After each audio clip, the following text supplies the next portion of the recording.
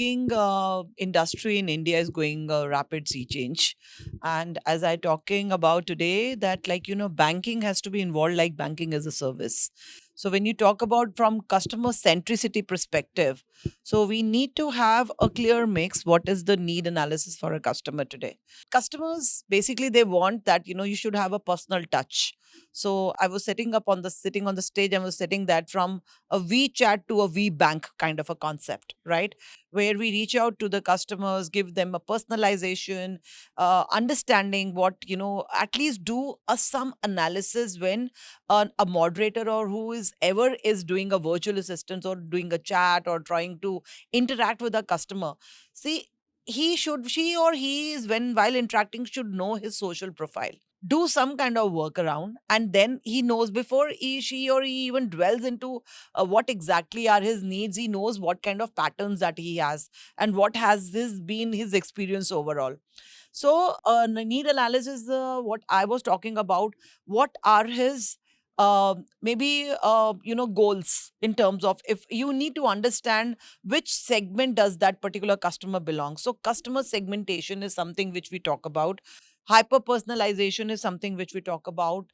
Third, in terms of understanding his goals in different times, maybe 5 years, 10 years, 15 years, then which age does he fit in at that point of time. So these are certain milestones we need to understand, and the product should be designed accordingly what exactly he wants. That is something which we are not done as of now. Then moving forward, banking industry is going to disrupt in a big way, where you have more of a platform based approach. So multi platforms, and with the platforms acquiring small fintechs, right? And those fintechs can leverage, because today fintechs how they are doing in terms of not only reaching to the masses in terms of seed funding but also seed investing, right? So seed investing is something where a normal businessman or an entrepreneur can see that I'm opening a small bank.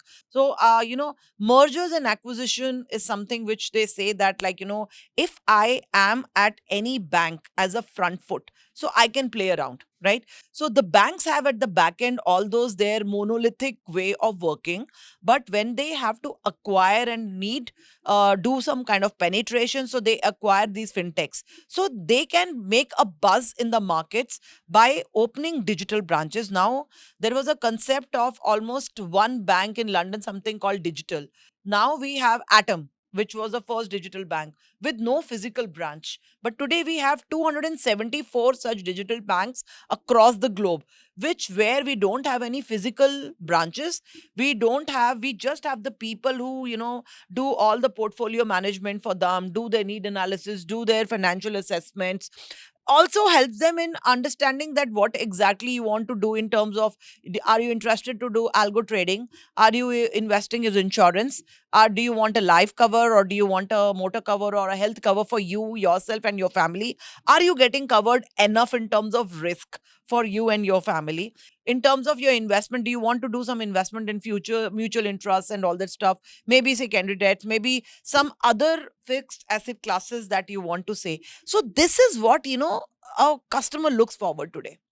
So a banker has to understand that if I am myself a normal customer, I have to act like a normal customer.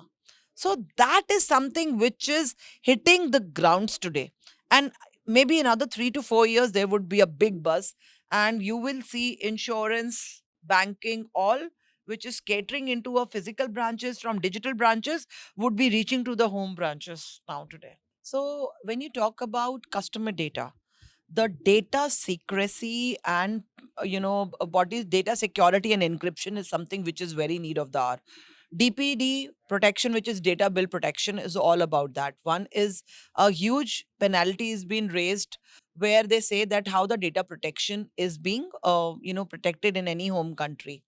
Then if you are sharing certain thing on data which is a customer data, it's a must that you need to have a concurrence while building their platforms or while doing their portfolio analysis. Maybe a customer has approached a bank, not only that they have opened up a bank account, they, there would be other entities which are, low hanging fruit, and when they do some kind of pitching of the product with the bankers or the customer, they should have a sort of a concurrence that, sir, can I pitch you for general or life insurance because it's 365 days a month or a week? That's what we can talk about. Do you have some kind of a, regular accounts where you feel that you need more investments? So if he says that yes, you can use my data, and I can, he give his concurrence, then only, you can reach out to them, by maybe different owners of those which are representing a bank in totality. Second thing about data, customer data, is that customer data should be highly leveraged within your closed door. Basically, we have our data on the cloud, which is a personalized data. But do you think that I will give you that, my passcode or something, that you can leverage my galleries? No. Facebook's or any such of social platforms are, basically daunting on that. Basically, you can talk about people go and they, upload their photographs. Everybody does. You do, I do, everybody do. But do you think that you have protected those personal moments of yours? Have you logged in your profiles? Have you logged in your mobiles? And in terms of any hackers which are there on your mobile, are we safeguarded? We talk about, we as a CIOs, we talk about that, we have put all the best security things in place, but a basic feature like a mobile, endpoint security, which is just 900 to 1000, have we taken that? We spend 1 lakh or 2 lakh rupees on our mobiles today. Everybody wants to have an iOS, everybody wants to have an iPhone, i14, or everything whatsoever gets launched. But we are not able to spend that 1000 rupees. It's just about an awareness, nothing more than that. So these are certain hygienes that we need to embed in ourselves, the way we every day on a daily basis, the way we carry our lives, and a discipline. So our personal security, our data security, is everybody's, a person's own responsibility. So we are the custodians of our data, and I think so there's none other than you can yourself protect your data better, rather than going that our data is not protected.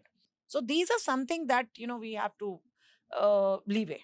Frankly speaking, when I was being approached by this organization, I was just doing a small Google, and I knew this company is an evolving company coming out of Delhi. Then probably I had guided them to my corporate communications team that I don't mind, because I am a regular speaker, but my only thing is that I normally speak on the weekends or in many or any of this thing. But I definitely see, since it was a topic was very good, and then my co-panelists were very good. Moderation was done superbly in time.